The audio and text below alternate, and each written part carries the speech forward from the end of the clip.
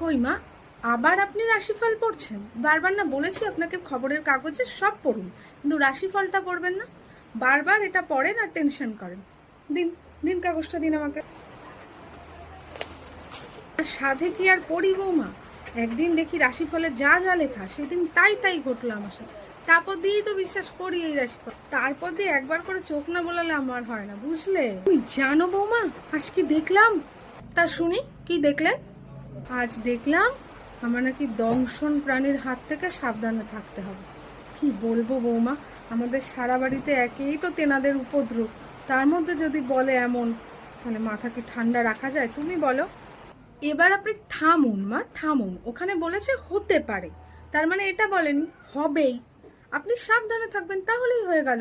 আচ্ছা শোনো, তোমাকে আজকে কি, দেখো দেখো দেখো দেখো তো, আমার আমার পাটার নিচে পায়ের মধ্যে কি কামড়ালো।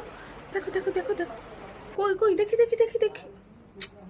মা ওটা মশা, দেখেছেন? কেন বারণ করি আপনাকে? কি বলো? ও, ওটা মশা ছিল? আমি তো ভয়েই শেষ। আর বলো না। আচ্ছা বৌমা, এক কাপ চা হবে? আনছি।